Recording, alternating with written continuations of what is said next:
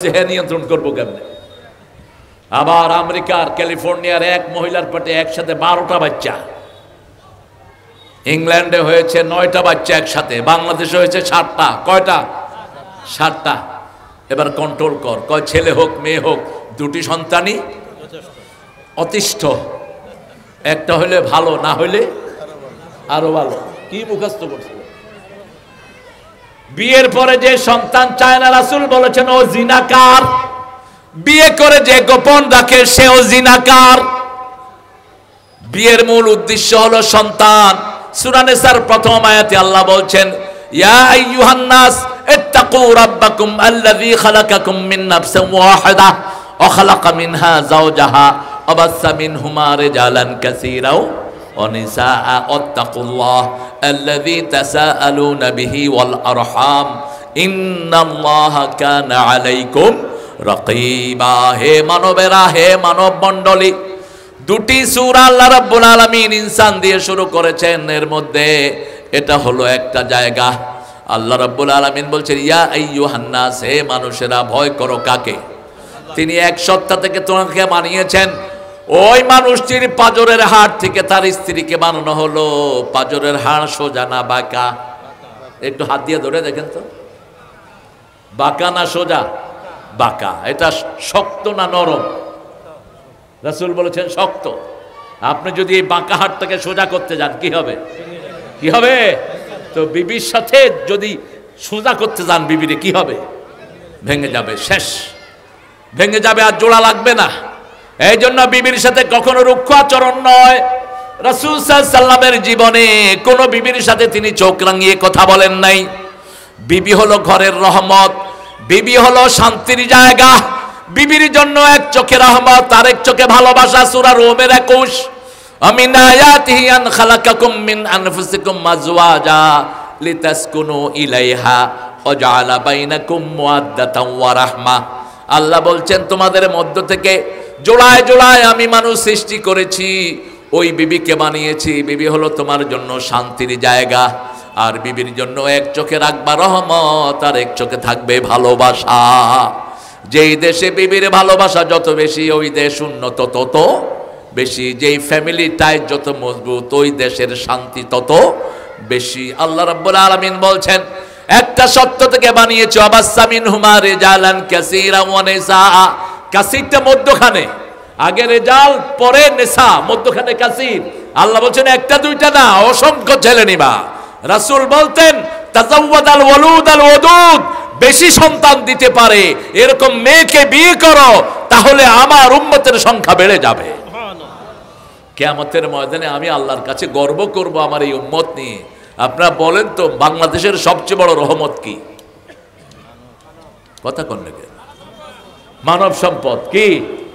মানুষ। মানুষের চেয়ে বড় রহমত কিছুই মানুষ নাই, পৃথিবীর কোনো দাম নাই। ঠিক না? ঠিক। মানুষ আছে, সব দাম আছে। মানুষ যেই ঘরে থাকে না, ওই ঘরেরও কোনো দাম। যত দামি বিল্ডিং করেন, মানুষ যদি না থাকে কিছুদিন পর ওখানে যাওয়া যায় না, ওখানে বিষাক্ত প্রাণী বাসা করে। ঠিক না? ঠিক। এজন্য মানুষের চেয়ে শ্রেষ্ঠ কিছুই নাই। রাসূল আবার বলছেন, যে পিতামাতা বেশি সন্তান নেয় ওই পিতামাতা জান্নাতি। একজন পিতামাতা 2টা সন্তান নিলেন, 3টা নিলেন, 4টা নিলেন, যত বেশি সন্তান তত বেশি তাড়াতাড়ি জান্নাতি হয়ে যাবে। আবার রাসূল বলছেন, কন্যা সন্তানের দাম ছেলে সন্তানের চেয়ে বেশি না কম? রাসূল বলছেন, যে এই ঘরের শুরু হয় মেয়ে সন্তান দিয়ে, ওটা বরকতের ঘর। রাসূলের ঘর শুরু হয়েছে কোন সন্তান দিয়ে? মেয়ে সন্তান দিয়ে। কিন্তু আমরা মেয়েদেরকে বোঝা মনে করি। বাংলাদেশ দেখেন না, বাংলাদেশ 30 বছর ছেলে চালাইছে না মেয়ে? কথা কন না কেন? তো অন্যদিকে যাবেন কোথায়? মেয়েরাই চালিয়েছে বাংলাদেশ। ঠিক না? ঠিক। বাপের নাম রেখেছে এই 2টা মহিলাই, তাদের পিতার নাম ধরে রেখেছে।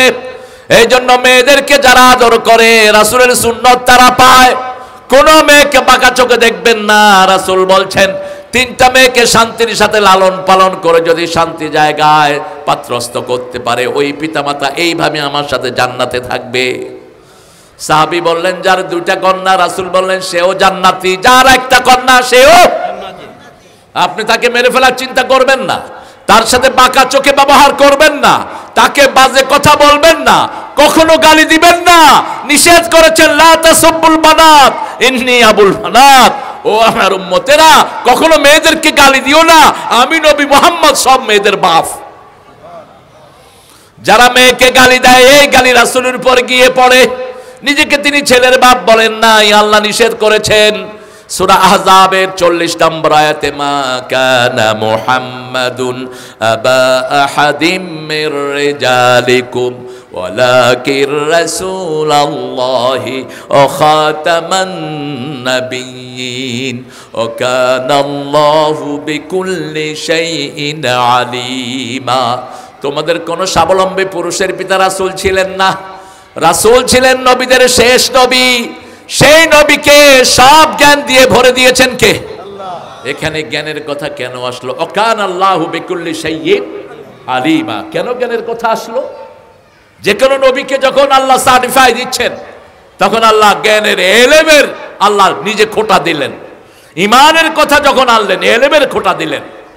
সূরা বাকারার 14তে যদি আমরা দেখি, সূরা বাকারার 9 নম্বরে যদি আমরা দেখি, وَإِذَا قِيلَ لَهُمْ آمِنُوا كَمَا آمَنَ النَّاسُ قَالُوا وَنُؤْمِنُ كَمَا آمَنَ السُّفَهَاءُ أَلَا إِنَّهُمْ هُمُ السُّفَهَاءُ وَلَكِنْ لَا يَعْلَمُونَ। কার কথা?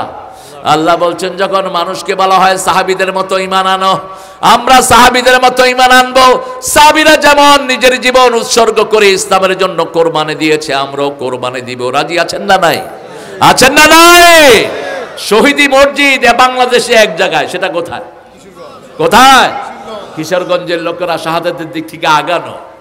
আবার আমি বলে থাকি, কিশোরগঞ্জের লোকেরা বেশি জান্নাতি হয়ে যাওয়ার সম্ভাবনা আছে। কারণ জান্নাতের অধিকাংশ মানুষ থাকবে কিশোর। কি থাকবে? কি থাকবে? কিশোর থাকবে।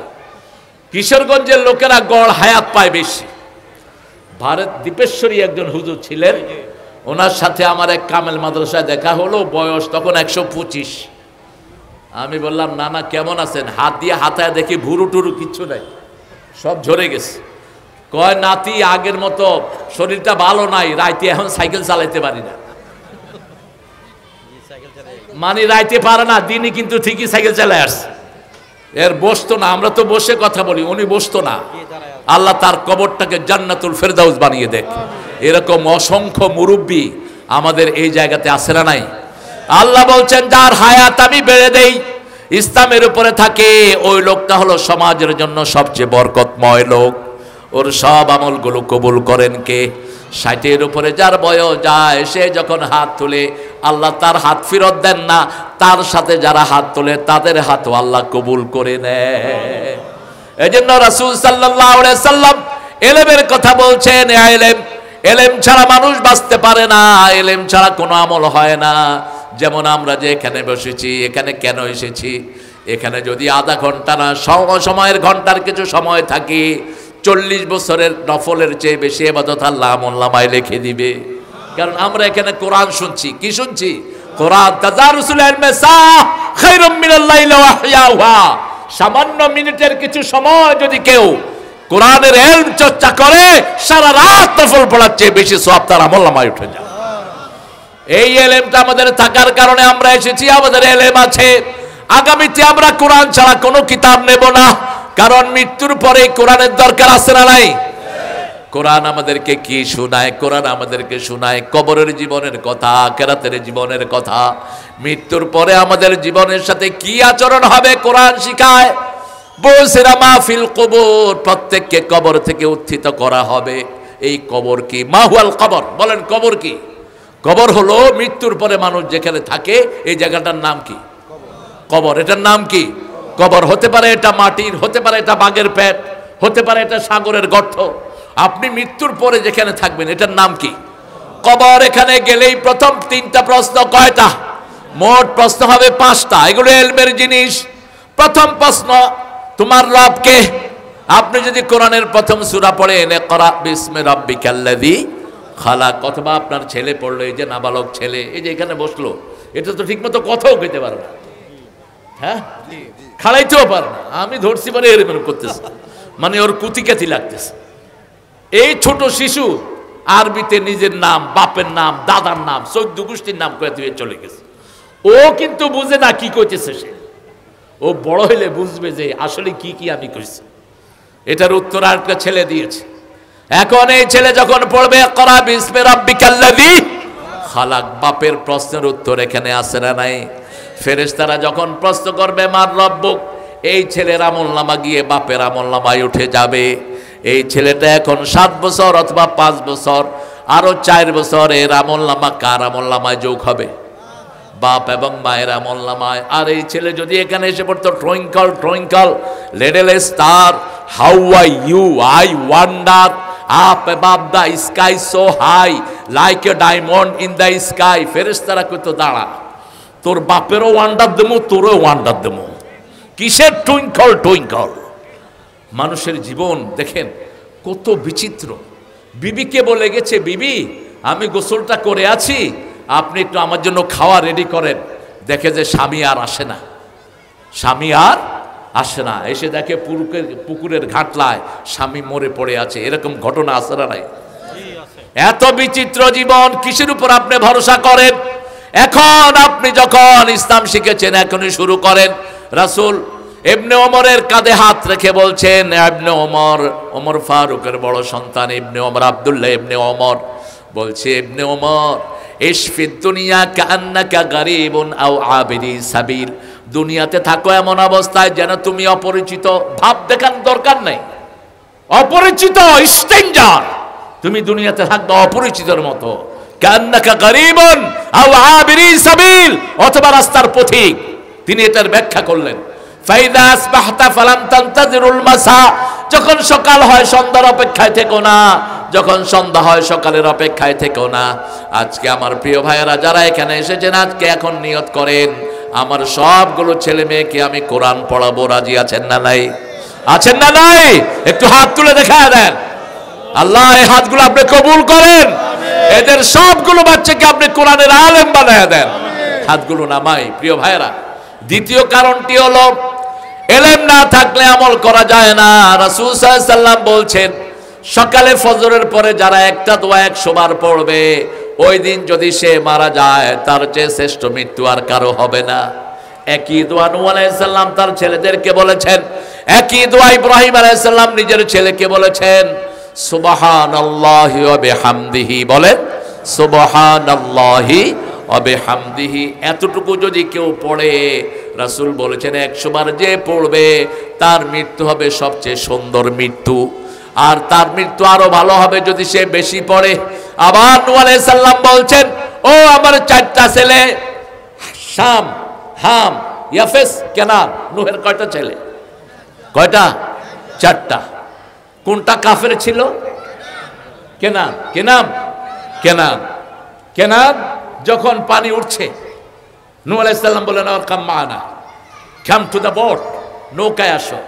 তিনি বলেন, সাউইল আল জাবাল জিবালু ইউসিমুনি, সূরা হুদ, আমি পাহাড়ের দিকে যাচ্ছি, পাহাড় আমাকে আশ্রয় দিবে।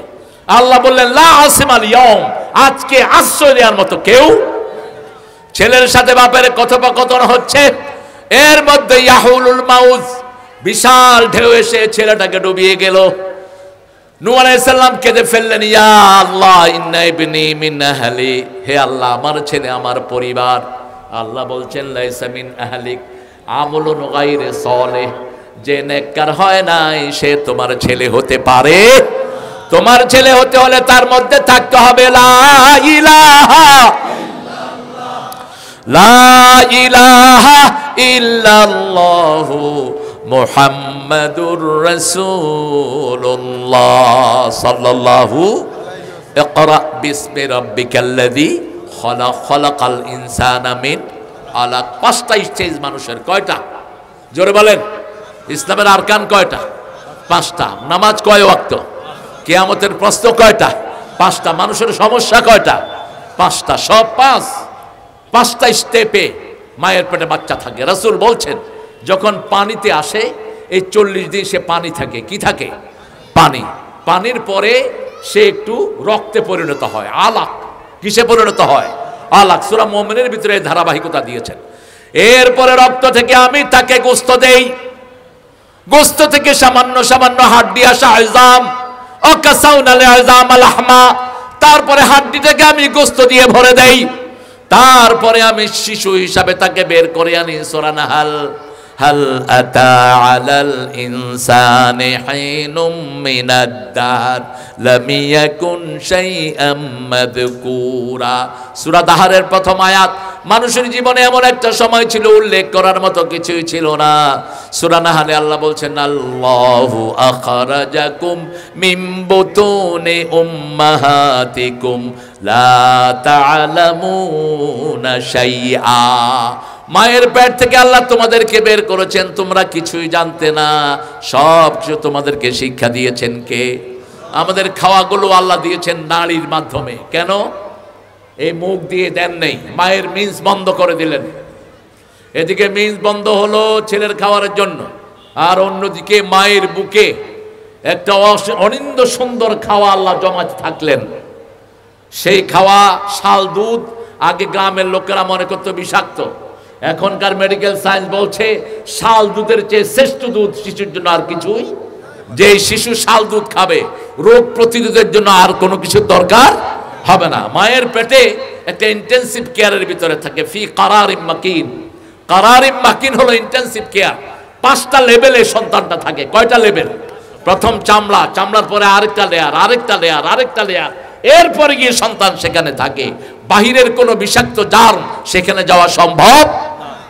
মায়ের নাড়ির সাথে ছেলের নাড়ি যোগ করে দিলেন, মুখটাকে হাত দিয়ে আটকিয়ে দিলেন যাতে পেটের কোনো অপবিত্র রক্ত মুখের সামনে না আসতে পারে।